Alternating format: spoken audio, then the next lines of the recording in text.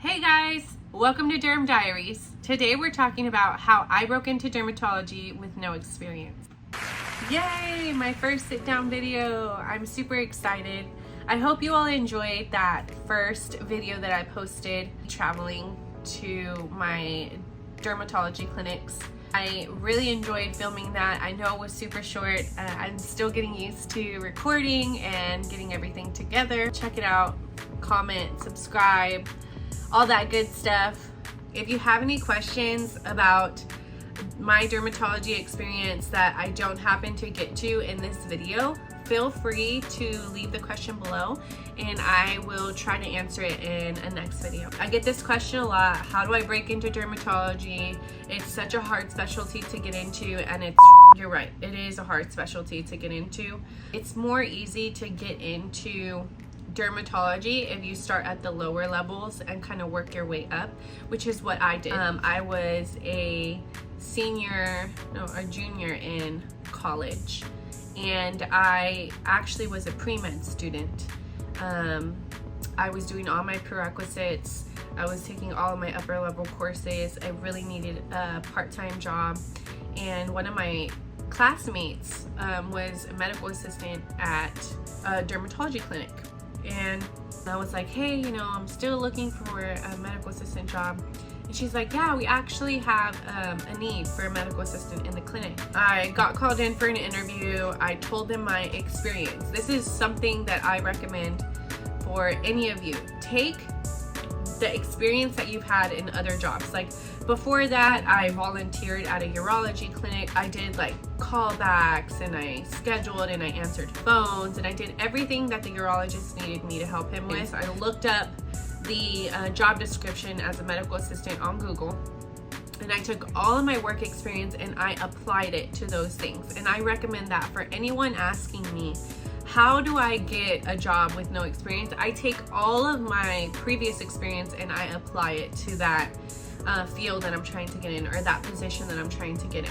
And I mean, obviously it's not going to work if you're moving to a completely different field. Like my experience wasn't going to fit for a construction job, but I mean, it was all relevant experience that I can make fit into the characteristics of the medical assistant position. And I sold myself whenever I applied for that job, and I ended up getting the position. I learned quickly. Mostly it's about taking good intake in a short amount of time, getting the dermatologist in there to see the patient and get out.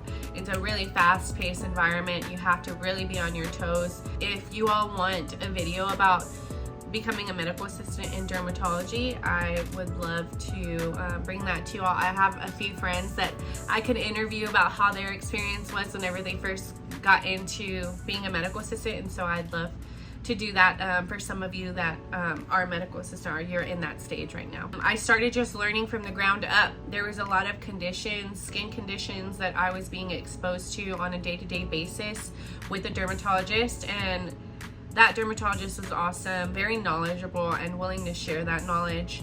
And when you find a doctor like that, I mean, hold on to them for dear life. It's sometimes very difficult to find someone that is willing to kind of not mentor. He wasn't a mentor to me in the sense that he was teaching me how to do his job, but he was just very open to sharing his knowledge base with me. If I had any questions about a condition that he would encounter whenever I was doing the intake, I would kind of explain to him, give him a rundown of what the patient was going to be seen for, and I would go in with him, and I take that opportunity to kind of soak it in.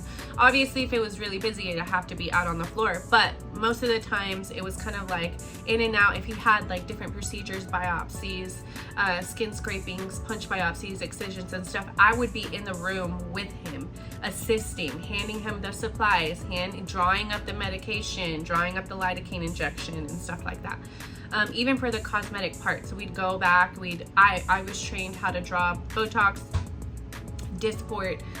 Those were the two main brands that we had in the clinic then. Now there's a bunch of brands. There's Jeuveau and all this. But anyways, they would like teach us how to do all that, and we kind of basically be their hand in hand and make their day run smoother. And so I got a lot of exposure to dermatology, and I actually fell in love with it. I didn't know that I was gonna like it.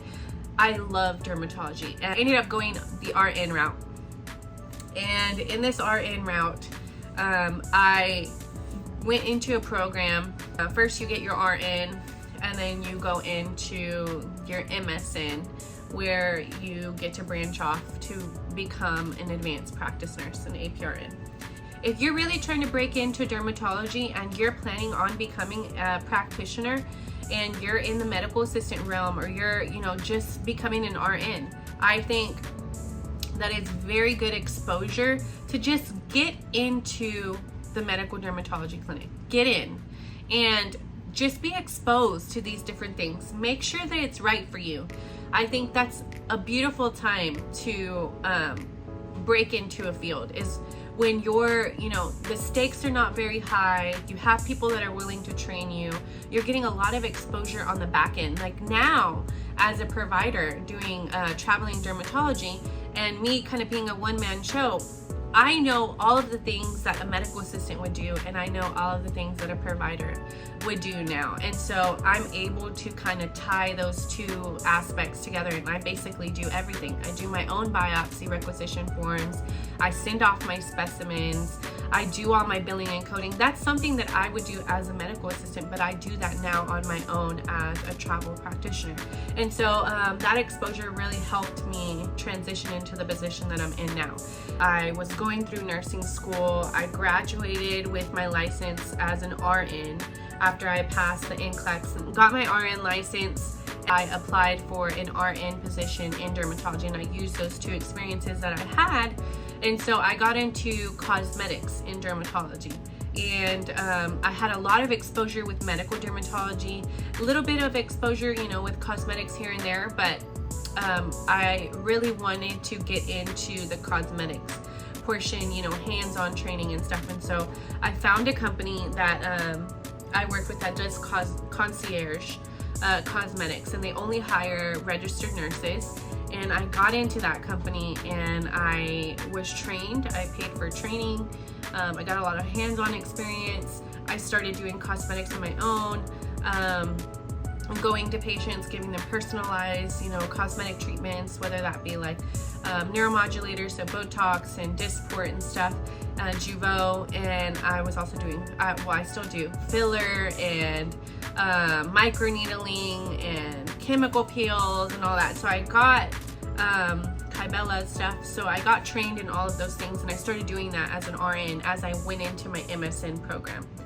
And it was very fast track program, and so after you get your RN, you're pretty much going, you have a little break in between, and then you're pretty much just getting thrown into the MSN portion. It was really challenging, but overall very rewarding. The exposure that I had as a medical dermatology assistant, and now I had this hands-on exposure as an RN for the cosmetic side. And it was all kind of coming together to my final destination of being a provider in dermatology. And so the MSN program is about 3.5 years to 4 years, depending on what happens in between. Sometimes you can go faster than the other people in your cohort, but mine was about 3.5 years. And once I got into that, my program was really unique in the fact that they allowed me to take most of my clinical rotations in medical dermatology.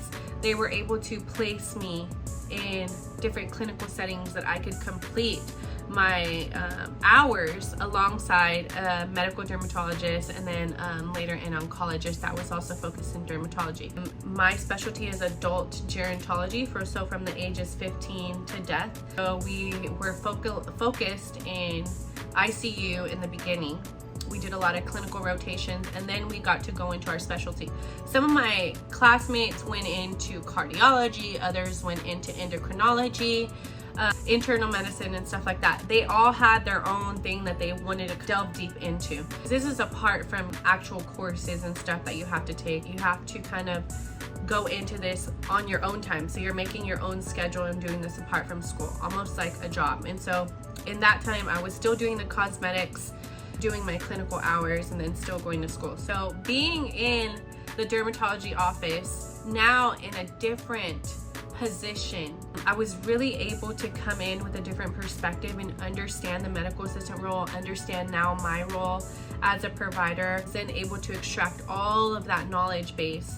Now my resume and my CV has all of this medical dermatology, starting from a medical assistant, moving up to an RN, and now as a provider, and having all that clinical experience. It really set me up for success to get into a medical dermatology position. In this position, I'm in over 20 facilities. I work pretty much independently. I have a collaborating dermatologist that lives in New York. Overall, it has been wonderful. I do a lot of procedures, from biopsies to incision and drainages. I do not do excisions at the moment. I have been trained in excisions. I have been trained in suturing. So right now I do not do excisions because I'm going into these rehabilitation centers and nursing homes, and I'm rendering care there, and it's not a sterile environment.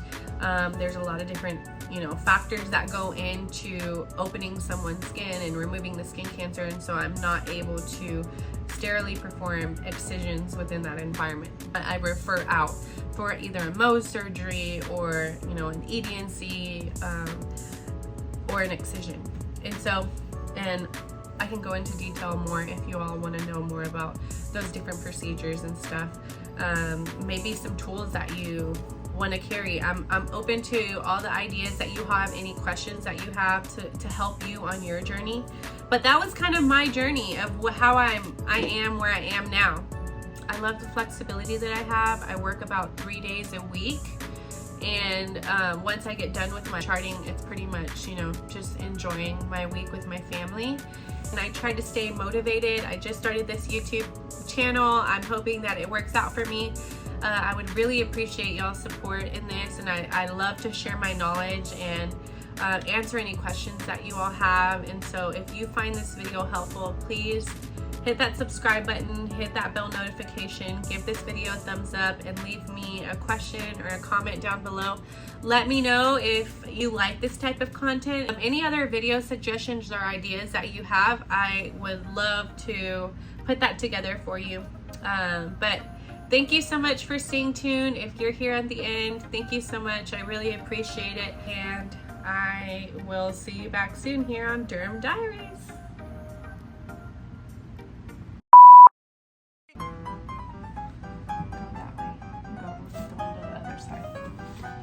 I don't know how this is gonna work.